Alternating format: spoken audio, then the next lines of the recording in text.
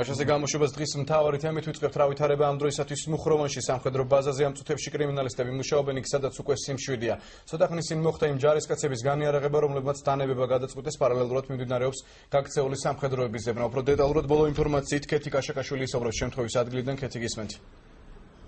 დიახ, მუხროვანის სამხედრო ბაზაზე, სადაც გორის სატანკო ბრიგადაა დისლოცირებული, ამ დროისთვის სიმშვიდეა, აქ უკვე სიტუაციას ძალოვანი უწყებები აკონტროლებენ. დღეს მთელი დღის განმავლობაში პრინციპში ამ დრომდე ეტაპობრივად ხდება სამხედრო ტექნიკის გამოყვანა ბაზიდან, ასევე ავტობუსებით გამოიყვანეს სამხედრო მოსამსახურეები, რომლებიც მუხროვანის სამხედრო ბაზიდან გადაიყვანეს ვაზიანის სამხედრო ბაზაზე.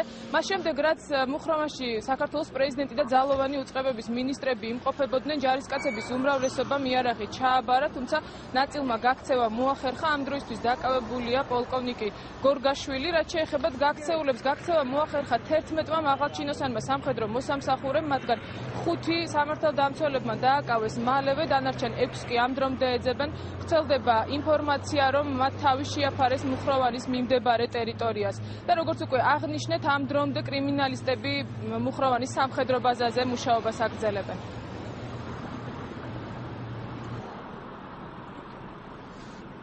ჩვენი კორესპონდენტი ქეთი კაშაკაშვილი საუბრობდა მუხროვანის ბაზიდან პირდაპირ ეთერში.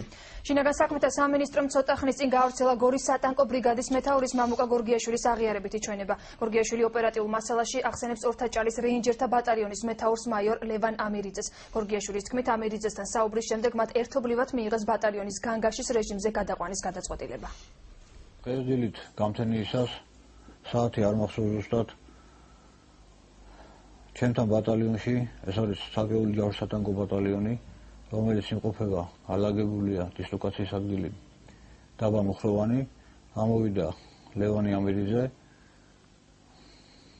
ეს არის პოლიციის საბრძოლო ბატალიონის მეთაური. ამ საუბრის შემდეგ მე ბატალიონში გამოვაცხადე განგაში და ბატალიონი გადავიყვანე თავდაცვაზე. ბატალიონში მოვიდა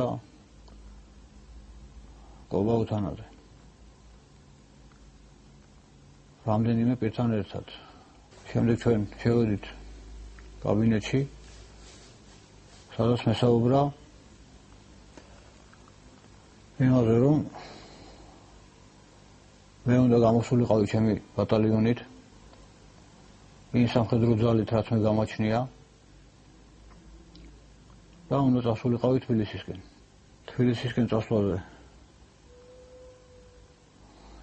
ჯერ მეკითხე, რა თქმა უნდა, თუ რა მიზნით და რატომ. მან მითხრა, რომ თბილისში ამას ხალხი ელოდება საბრძოლო ტექნიკის გამოჩენას, ელოდება აგრეთვე ოპოზიცია, ამას მოყვება ხალხის ტალღის აგორება. პირდაპირ არ შემოუთავაზებია, მაგრამ პირდაპირ მითხრა ესეთი რაღაც, რომ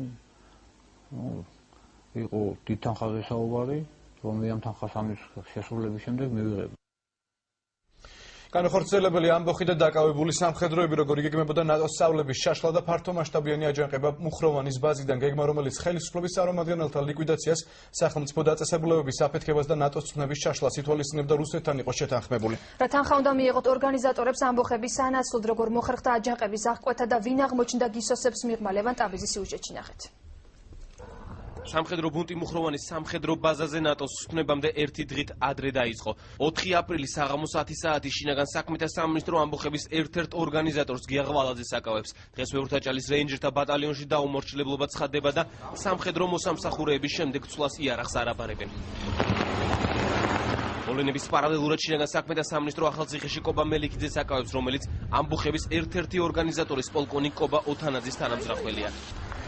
7 ნახევარზე კი მუხროვანში არეულობა იწყება. ამოხებულები ჯავშან ტექნიკას ქოქავენ. მოვლენების პარალელურად თავდაცვის სამინისტროში იქმნება სპეციალური შტაბი, რომელშიც გაერთიანებული შტაბის მაღალჩინოსნები შედიან. ამ დროისთვის კი უკვე იარაღს აბარებენ ორთაჭალის ამბოხებული ჯარისკაცები.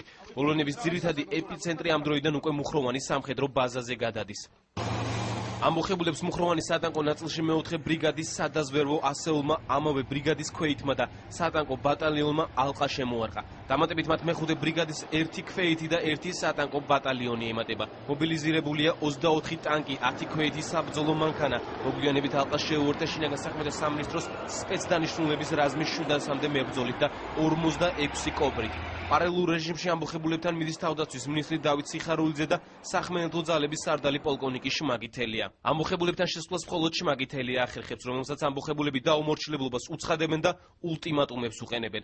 ადგილზე იმყოფებიან შინაგან საქმეთა მინისტრი ვანო მერაბიშვილი და თავდაცვის მინისტრის მოადგილე ბაჩუ ახალაია. ამბოხების დაწყებიდან რამოდენიმე საათში პრეზიდენტი ჯერ ტელეფონით ამბოხებულებს ელაპარაკება, შემდეგ კი პირდაპირ ეთერში ჯარისკაცებს მოუწოდებს, რომ ხელმძღვანელობას დაემორჩილონ და იარაღი ჩააბარონ. წინააღმდეგ შემთხვევაში კი მთავარსარდალი ძალის გამოყენებაზე საუბრობს. მიხეილ სააკაშვილმა გასაბრძანება წინააღმდეგობის გაწევის შემთხვევაში გახსნილიყო ცეცხლი. დღესვე მიხეილ სააკაშვილი საზოგადოებას მიმართავს, რომ გაგებით მოეკიდონ შექმნილ სიტუაციას.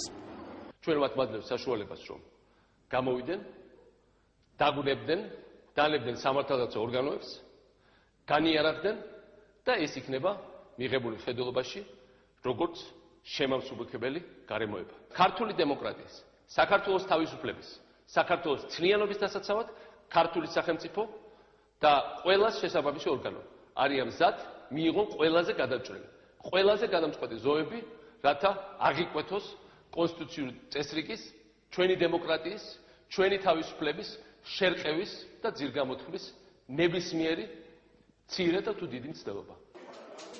3 საათისთვის მუხროვანის ბაზაზე საქართველოს პრეზიდენტი მიდის და ამბოხებულებს იარაღის დაყისთვის კიდევ ერთხელ მოუწოდებს. პარალელურად მუხროვანის ტერიტორიაზე მძიმე ტექნიკაა დისლოცირებული. ბაზის მიმდებარე ტერიტორიაზე 120 მმ-იანი ნაღმტყორცნებია განლაგებული. შეუმფრენები პერიმეტრს ციდან აკონტროლებენ. პრეზიდენტის მისვლიდან რამოდენიმე წუთში ამბოხებულები იარაღს ყრიან და სამართალ დამცველებს ბარდებიან. გაქცევას მხოლოდ 5 ჯარისკაცი ახერხებს. დაკავებულები კი ავტობუსით მუხროვანის ბაზიდან გამოყავთ.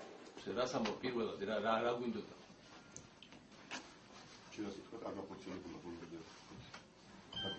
იმიტომ მე რო ველაპარაკე, ამან ვერაფერი ვერ გამაგებია, რაღაც მოზვერივით ბლუხულებდა რაღაცას.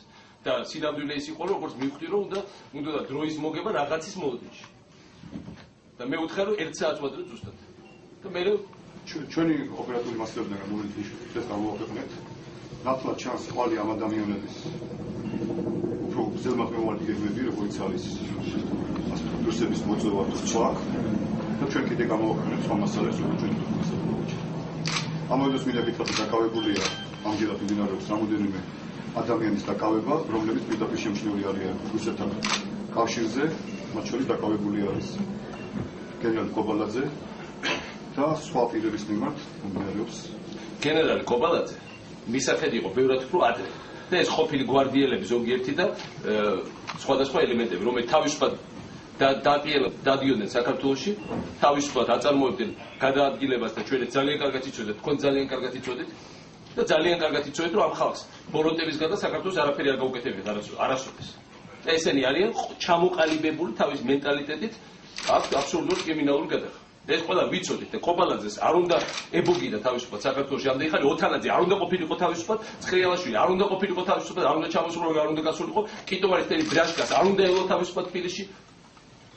ყველა მართლა ლიბერალიზმმა მიიღო უკვე საშიში ხასიათი. არსებობს მოთმენა რაღაცა, ამის მოთმენას მე აღარ ვაკეთებ. რომ ეს ხალხი ჩამოყალიბებული კრიმინალებია და ყველა კარგად ვიცით. თავისუფლად გადაადგილებიან, დადიან, ვიღაცებს ხვდებიან, რაღაც ქეებს აწყობენ და ჩვენ ყველას გონია რომ ეს სხვათა შორის. და ყველაფერი უნდა იქნას გამოძიებული ბოლომდე. ერთხელ და სამუდამოდ რომ ყველას გაუქრეს ილუზია ახლა და აქედან 50 წელიწადში. რომ საქართველოში როდესმე შესაძლებელია მსგავსი რამით ამის მიღწევა. ამათაც ამ დაკავებულებს და მათ თანამძრახველებს და მათ უცხოურს ბოსოსაც. დაკავებულები არიან გორის სატანკო ბრიგადის მეთაური მამუკა გორგიაშვილი და რეინჯერების შტაბის უფროსი მუშკუდიანი. ასევე დაკავებულები არიან ამბოხებაში მონაწილე 100 მეთაურები და 10 მეთაურები, სულ 50 კაცი.